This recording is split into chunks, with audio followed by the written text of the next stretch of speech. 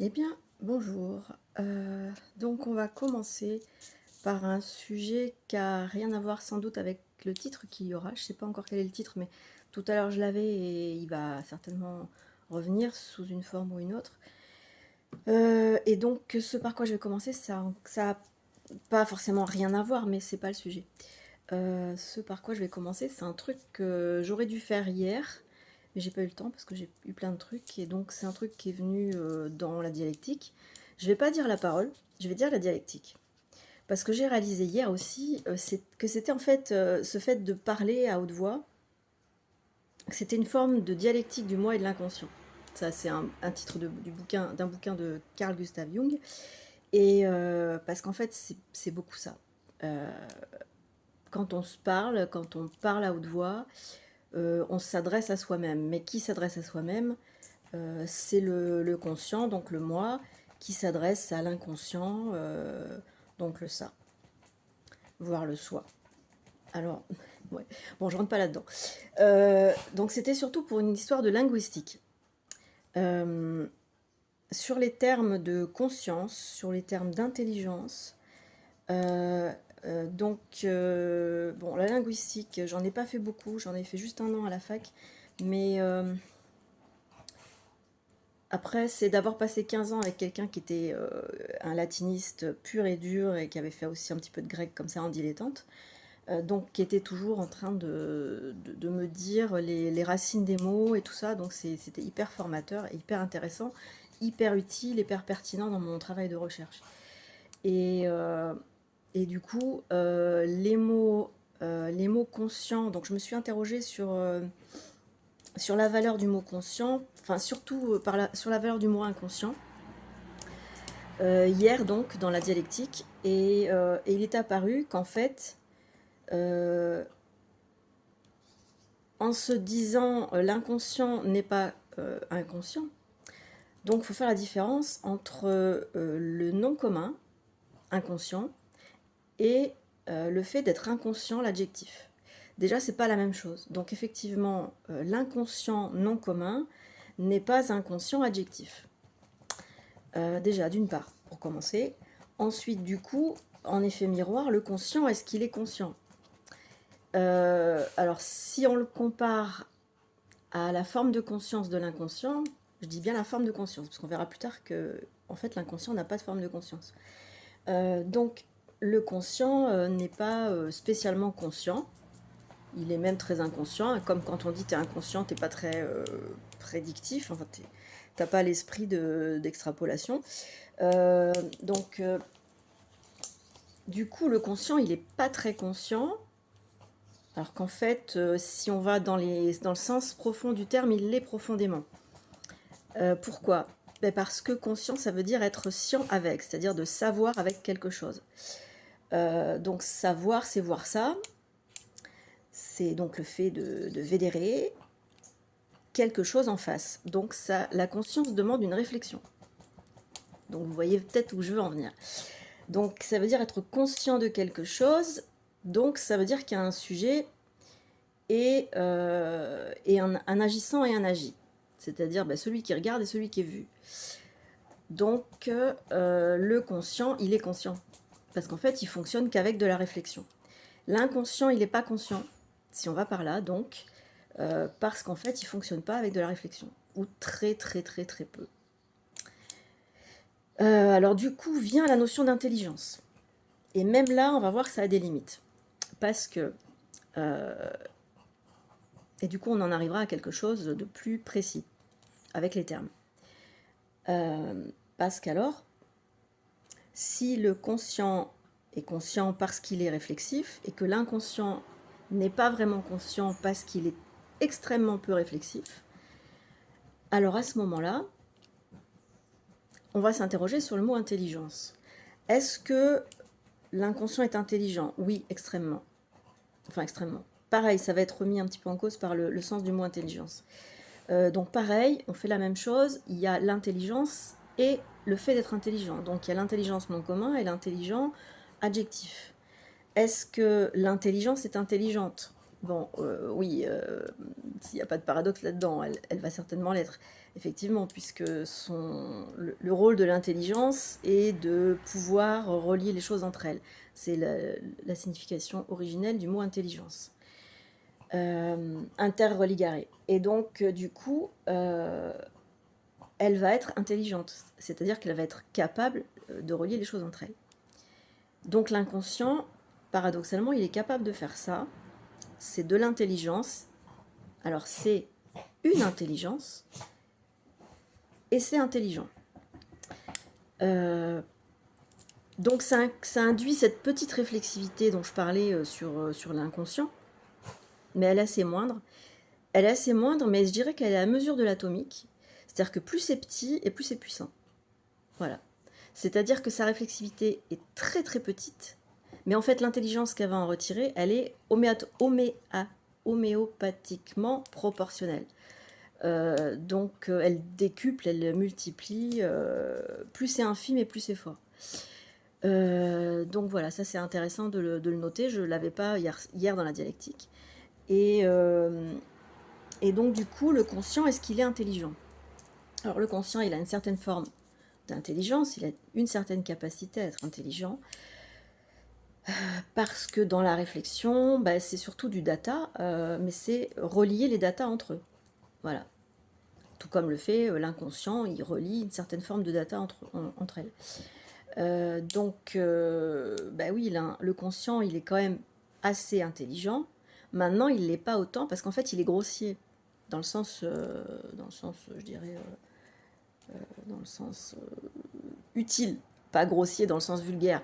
Enfin, vulgaire dans le sens dire des cochonneries, des gros mots, des machins, voilà. Il est grossier dans ce sens-là, c'est-à-dire qu'il est épais, quoi. Il est épais. Il est dense, donc il est gros.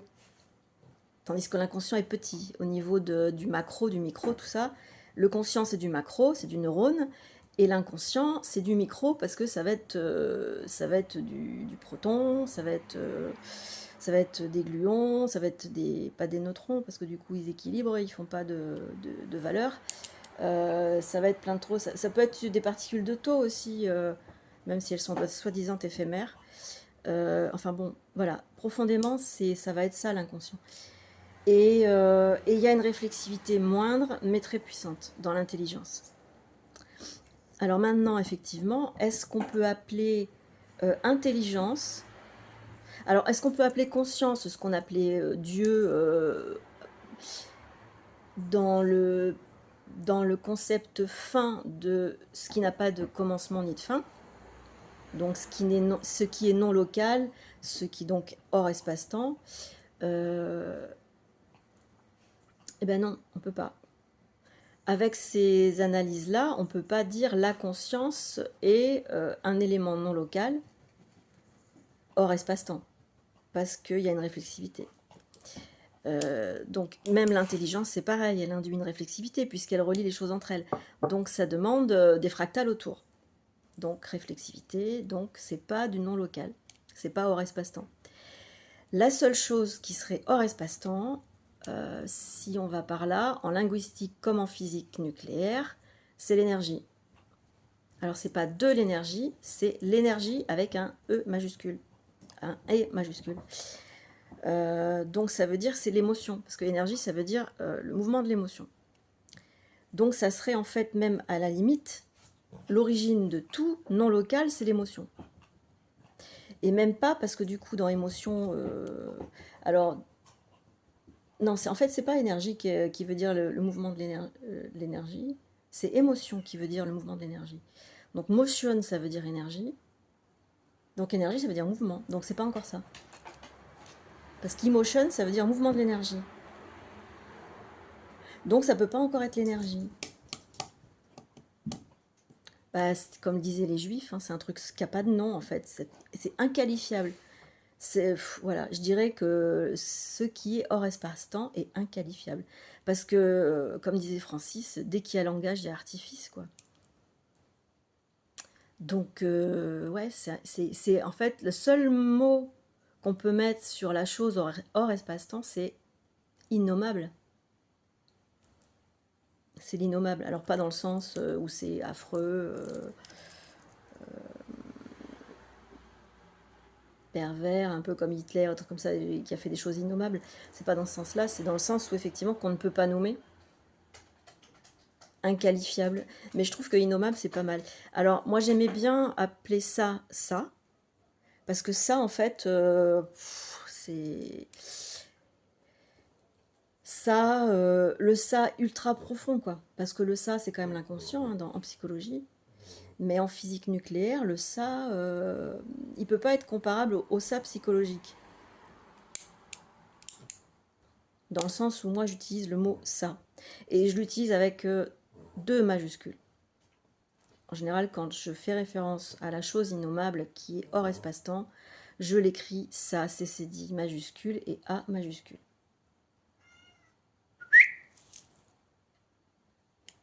Qu'est-ce qu'elle nous fait, la miss, là? Qu'est-ce qu'il y a? T'as dormi, t'as bouffé, t'as tout? T'es où? Elle me saoule. Il y a toujours quelque chose, il y a toujours un peu de travers. Encore un peu de travers. Qu'est-ce qu'il y a? Viens là! Ben viens là, au lieu de te plaindre! Viens! Viens là! Ah, là, punaise! Ah oui, tu râles, tout ce que tu sais faire. Hein? Elle me saoule. Bref, alors elle s'appelle Princesse. J'ai été bien inspirée d'appeler cette chatte Princesse, là, franchement. Bref, parce que alors là, franchement, c'est la porte ouverte à toutes les fenêtres. Tirade, enfin citation tirée de La vérité si je mens, le film. Je suis fan. J'adore tout ce qui est absurde et rigolo. Donc La vérité si je mens, c'est vraiment génial. Donc j'en étais où? Donc oui, le ça. Le ça. Bon ben voilà, c'était tout. C'était une petite histoire de linguistique. Alors pourquoi?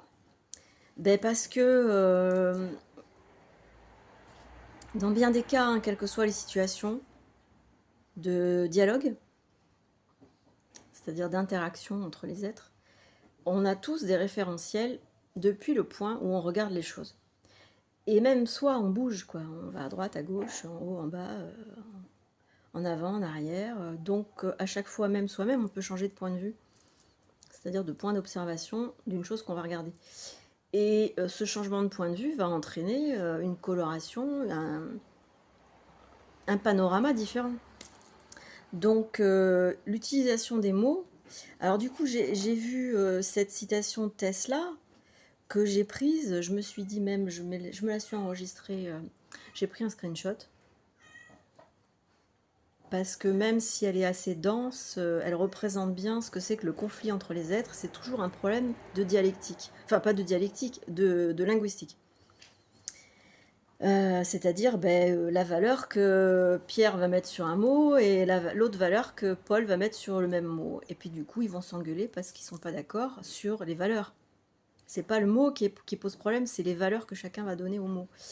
Et donc, le truc qu'il y aurait à faire quand on débat de quelque chose, c'est de dire à l'autre, bon ben voilà la valeur que je mets à ce mot-là, et toi, c'est quoi la valeur que tu mets à ce mot-là? Déjà, qu'on ait une petite idée, même si on n'a pas le même point de vue que l'autre, qu'on ait une petite idée de son référentiel, et vice-versa.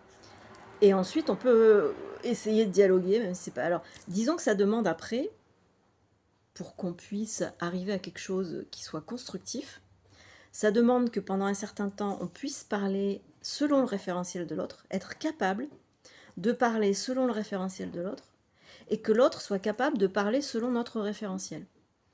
Déjà, c'est se mettre d'accord. C'est dire, ok, ben toi tu vois les choses comme ça. Si je les voyais comme toi, je serais totalement d'accord avec toi. L'autre, pareil. Ah ok, toi tu vois les choses comme ça. Si je les voyais comme toi, si j'avais le même angle de vue, eh ben je serais d'accord avec toi.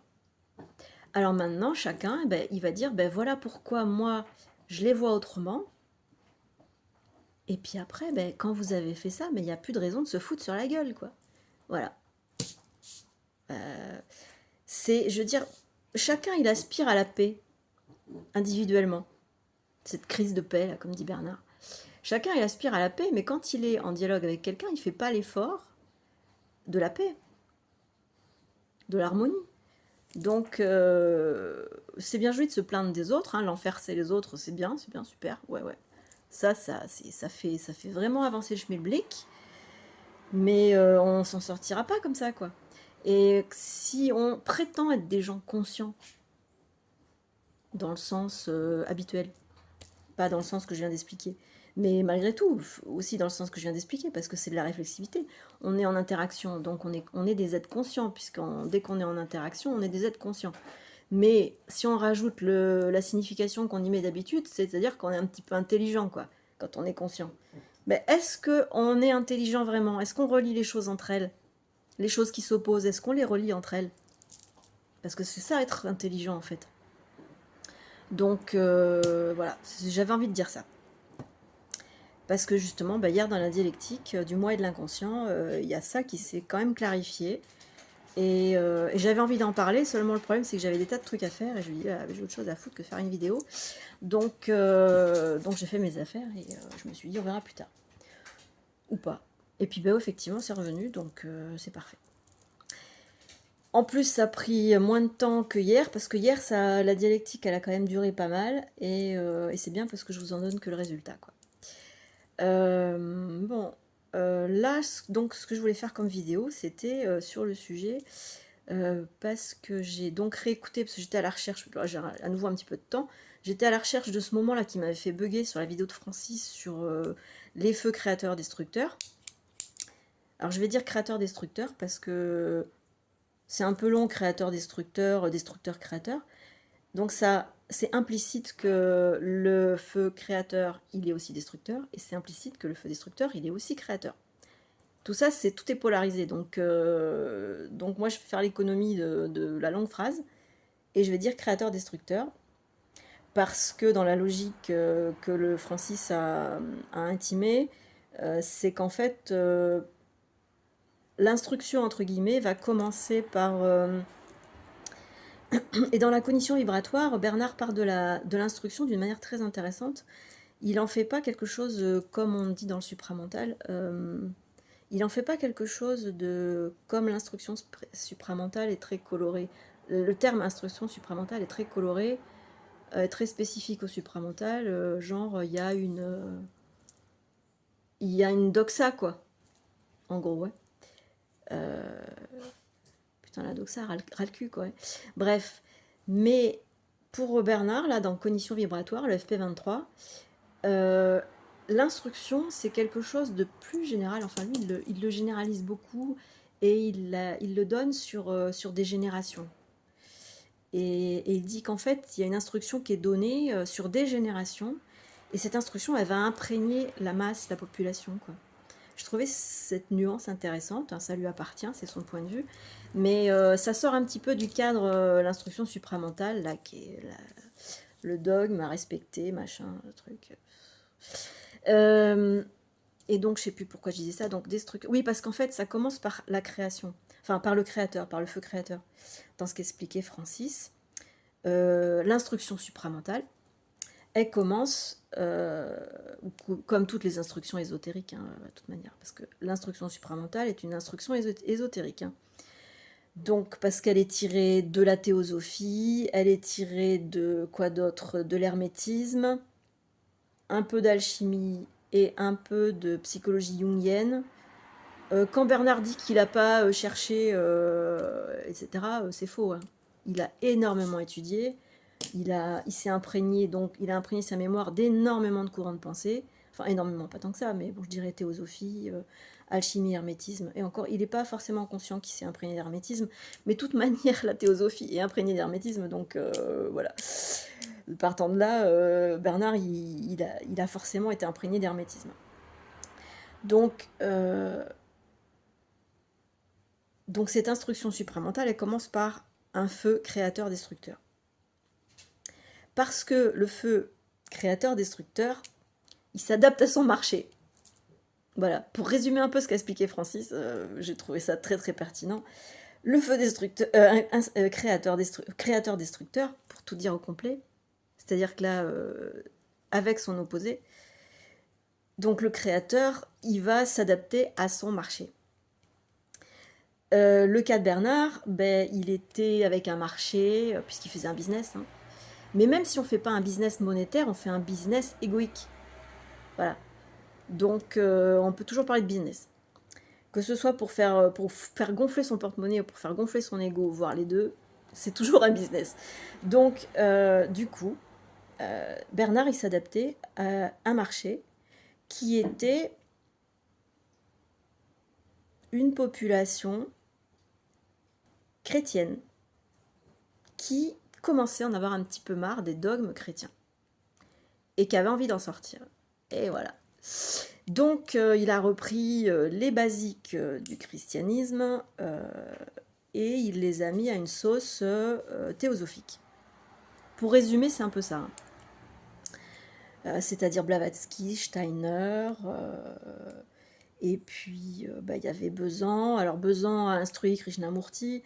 Même si Bernard fait référence à Krishnamurti, je pense qu'il l'a très peu lu. Après, il a peut-être lu les principaux, hein, Se libérer du connu, et puis autres qui sont quand même assez répandus dans la mémoire collective. Mais parce que Se libérer du connu, c'est sûr qu'il l'a lu parce qu'il y fait référence assez souvent. Donc,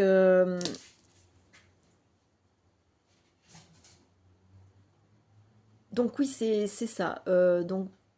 Et en plus, Bernard, ça correspondait à une ouverture. Il est arrivé à une époque où c'était la sortie, comment dire, c'était les Beatles. Donc l'hindouisme, Rama, Krishna, tout ça. Donc l'ésotérisme était aussi baigné de bouddhisme et d'hindouisme. Et beaucoup d'hindouisme, même si les gens avec Rama Krishna n'étaient pas au courant que c'était l'hindouisme, les Beatles ont vachement démocratisé les sciences orientales. Et la théosophie est beaucoup inspirée des sciences orientales, même si c'est pas officiel et même si c'est pas explicite, c'est implicite. Donc voilà, Bernard était sous influence, hein. Énorme, énorme, énorme. Et son public, son marché aussi. Donc forcément, bah, il s'est adapté à son marché et ça a matché.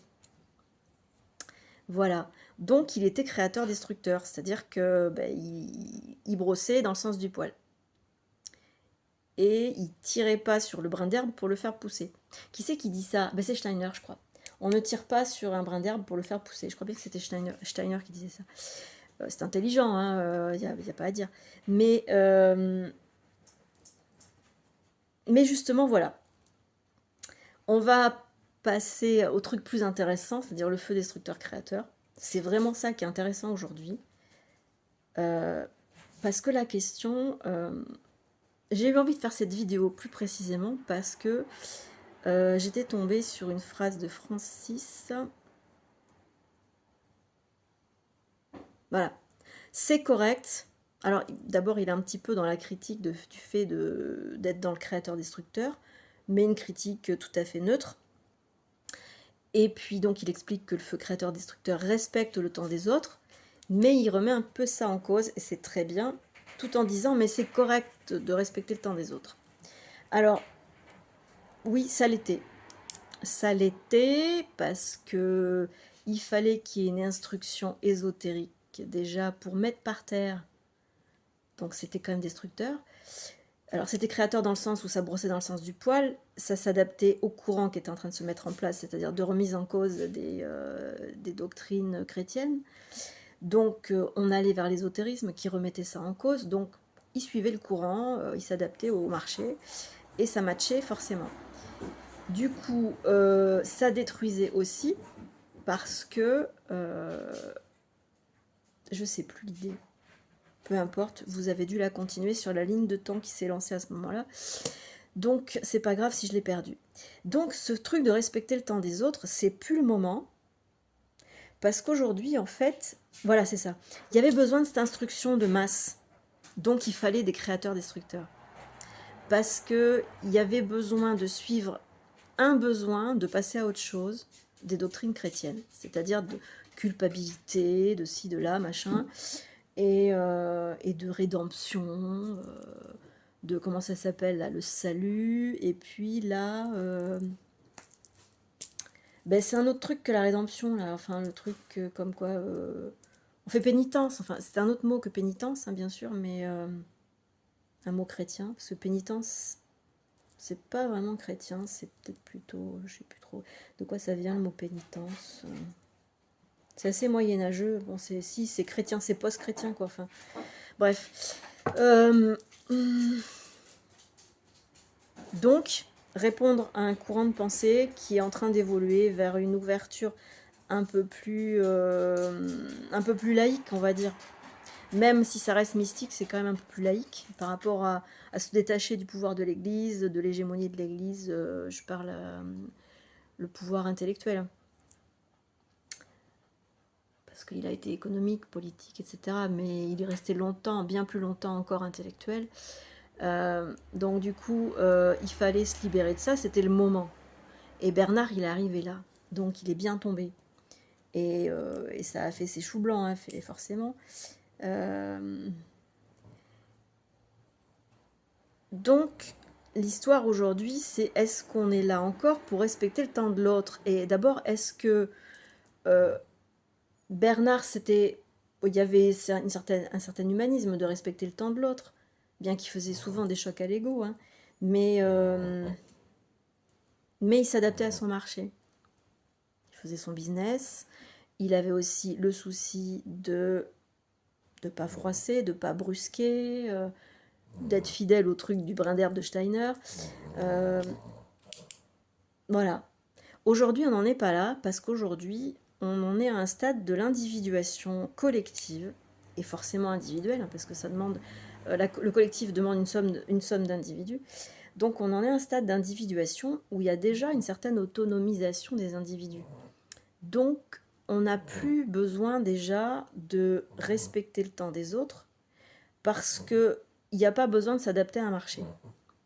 Bon, évidemment, vous avez tous les marchands du temple, plus ou moins pertinents, qui s'adaptent à leur marché et qui cherchent à correspondre à une demande pour pouvoir faire du flouze. Mais c'est pas dans ce sens-là que je dis que qu'on n'a plus besoin de respecter le temps de l'autre, donc de s'adapter au marché. C'est parce qu'en fait, il faut sortir de la valeur morale et pécuniaire, parce qu'il y a ces deux-là, il y a ces deux valeurs. C'est-à-dire que oui, il faut respecter le temps de l'autre parce qu'on est gentil, donc moral. Et oui, il faut respecter le temps de l'autre parce qu'il faut s'adapter au marché. Parce que si évidemment on ne correspond pas à ce que quelqu'un attend, ben, on va parler dans le vide et ça va servir à rien. Aujourd'hui, c'est plus tellement ça le problème.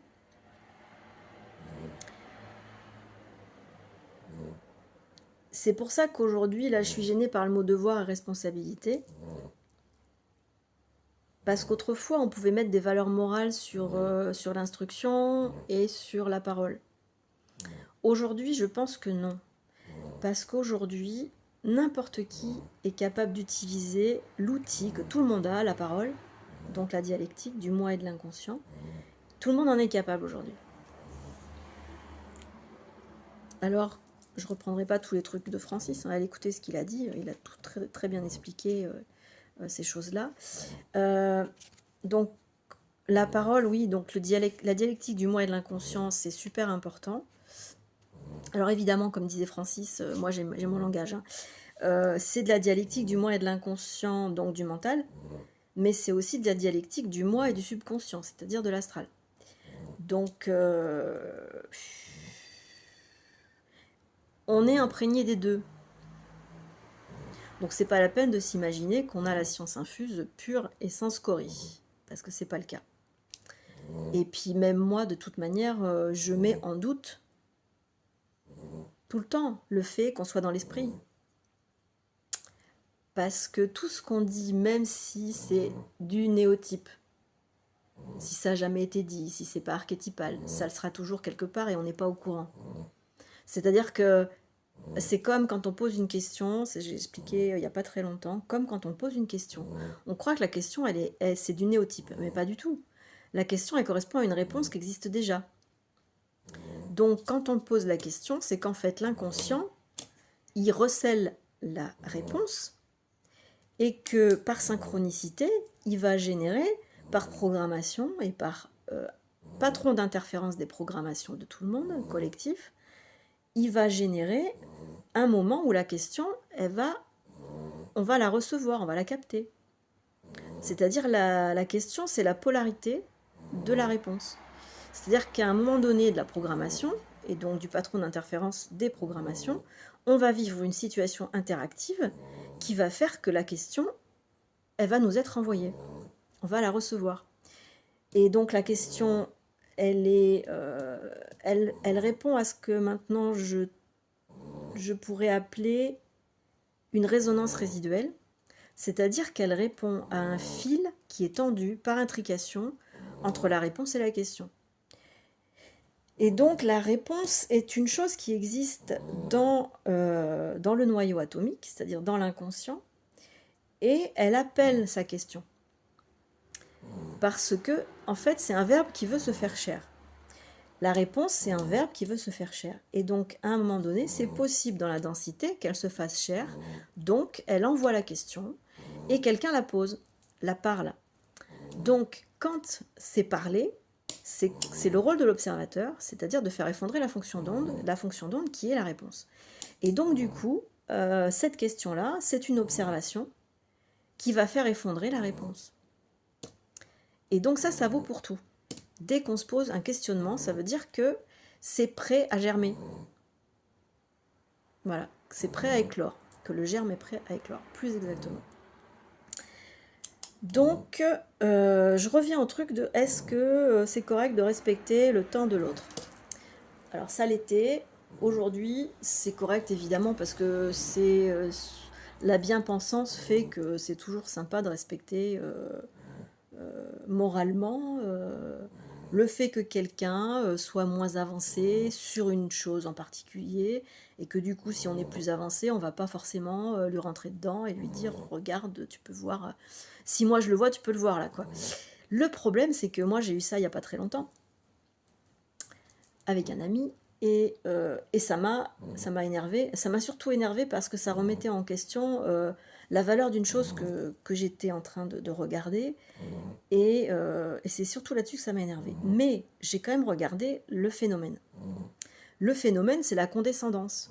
C'est-à-dire, moi je l'ai, toi tu l'as pas, mais ça va venir, t'inquiète pas. Et puis, t'es pas très très intelligent aujourd'hui, mais comme je le suis, tu le deviendras peut-être, quoi. Enfin voilà. Ça, c'est violent, quoi. C'est du mépris. C'est hautain, c'est de l'orgueil. Voilà. C'est-à-dire, respecter le temps de l'autre, c'est de l'orgueil, en fait. C'est quelque part se dire ah ben moi j'ai compris, lui non, il faut que je le respecte. Putain, vous trouvez que c'est du respect d'être condescendant? Non, non, non. Par contre, rentrer dedans à quelqu'un, moi je trouve que c'est le respecter. Parce que c'est lui dire, c'est penser, et c'est lui dire, moi je pense que tu peux comprendre, que tu en es capable. Et si je l'ai compris, toi tu le comprendras certainement. Donc là, c'est déjà une attitude moins condescendante. Alors ça l'est encore un peu parce qu'on considère que nous, on a compris que l'autre, il n'a pas compris. Mais au moins, on va pas avoir cette espèce d'attitude paternaliste. Ouais, bah écoute, tu comprendras quand tu seras devenu intelligent. En attendant, je vais te respecter, je vais pas trop t'en donner, quoi. Et sans déconner, quoi. Putain. Bref, voilà. Je te respecte mon cul, ouais. Je te respecte mon cul. Non. Respecter le temps de l'autre, non, c'est pas respectueux, en fait. Parce que c'est le diminuer, c'est l'amoindrir, c'est le disqualifier, c'est voir le pathologiser. Parce que ça arrive aussi, quoi. Quand on lui dit qu'il fait des trucs compulsifs, c'est-à-dire qu'on est médecin pour dire que l'autre il fait des trucs compulsifs, hein. Bref. Ben voilà, je veux dire, c'est ça. Puis c'est le truc de contrôler aussi, contrôler les gens. Ah, tu devrais te respecter. Dire à quelqu'un tu devrais te respecter. Vous trouvez pas que c'est pas un peu contrôlant? Voilà, si, c'est un petit peu contrôlant. C'est-à-dire que qu'est-ce qu'on a à dire à l'autre de son rythme? Chacun connaît son rythme. Et donc respecter le temps de l'autre, c'est aussi ne pas respecter, enfin, ne pas respecter son rythme parce que du coup, ben, peut-être qu'il est capable de comprendre et que nous, on se figure qu'il ne l'est pas. Donc, On peut lui donner la chose hein, qui ferait un choc à l'ego, mettons. S'il est dans son temps, ben, il va le prendre peut-être mal sur le moment et puis après ça va faire son chemin. Ou il va pas le prendre du tout. Alors, ben, Francis évoquait les gens là qui finissaient à la grande maison. Bon, c'est toujours le cas. Hein. C'est toujours le cas. Hein. C'est-à-dire que moi, je pense aux trucs, par exemple, auxquels j'ai assisté, là, je ne vais pas donner les détails, mais bon, ceux qui ont assisté comprendront. Hein. Du lynchage psychologique, ésotérique d'un mec qui faisait partie d'une assemblée et qui essayait de se libérer de certaines emprises ésotériques. Et puis on lui remet une couche. Je te vois des entités là derrière toi là qui sont en train de te chevaucher. Et puis après, appuyer dessus là pour enfoncer bien le clou là, ou la tête sous l'eau là. Elle te veut ça, tu vas voir, tu vas capoter parce que l'entité elle est vraiment très forte. Non mais le mec il est sorti, il était ravagé quoi. Il était ravagé. Donc lui, je suis sûre qu'il a fini à la grande maison d'une certaine manière, quoi, petitement ou grossement, peu importe. Oui, c'est vrai que j'ai des remords de ne pas avoir contacté ce mec pour essayer d'amoindrir le mal qui lui a été fait. Je sais pas, je crois qu'il s'appelait Yannick, mais je suis pas sûre. Bref, peu importe. Peut-être si vous le connaissez, envoyez-lui la vidéo, parce que franchement, au secours quoi. T'as des entités derrière toi qui sont en train de te chevaucher, qui vont te faire du mal quoi. Mais je te dis là, mais il faut quand même être. Est-ce que d'abord, moralement, est-ce que c'est respecter le temps de l'autre de faire ça? Et puis ensuite, est-ce que c'est un choc à l'ego utile de dire des conneries pareilles, quoi? Enfin bref, ça fait partie de l'instruction supramentale. Hein. Enfin, moi, je pense que ça fait partie d'une dérive du bernardisme. Voilà, plus exactement. Une dérive individuelle. Mais malheureusement, c'est comme la comète, ça entraîne beaucoup de poudre derrière, c'est-à-dire qu'il y a beaucoup de gens, une masse de gens qui suivent ça, et qui donnent du crédit à je te vois des entités derrière toi, quoi. Punaise, moi ça me révulse de voir ça. Ça me révulse, bref. Donc je pense que j'ai dit ce que j'avais à dire. Et puis c'est tout. De toute façon, des gens comme ça, ils s'adaptent à leur marché. Hein. C'est-à-dire que c'est pareil, quand on se plaint des gouvernements, on a les gouvernements qu'on mérite. C'est-à-dire que les gens qui sont la poudre qui suit cette comète-là, ben, je dirais tant pis pour eux, quoi, en fait. Moi, en tout cas, j'étais parmi la masse de ces gens qui suivaient ça par accident, à l'instant T. Parce qu'en fait, moi, je recherchais un peu l'interactivité. Et je suis tombée dans ce truc. On me propose d'y retourner, mais non, merci, quoi. Non, non, mais c'est pas possible. C'est juste pas possible, quoi. Après, moi, l'interactivité, j'aime toujours ça, il n'y a pas de problème. Donc, interagir, ouais, je suis toujours open. Mais si c'est pour être dans des groupes où il y en a un qui prend le leadership comme ça pour mettre les gens sous emprise et pour les disqualifier, je dis non merci. Voilà, non merci. Même si c'est des gens qui sont reconnus parce qu'ils ont connu Bernard et parce qu'ils font les perroquets, non merci. Voilà, c'est tout. Bye.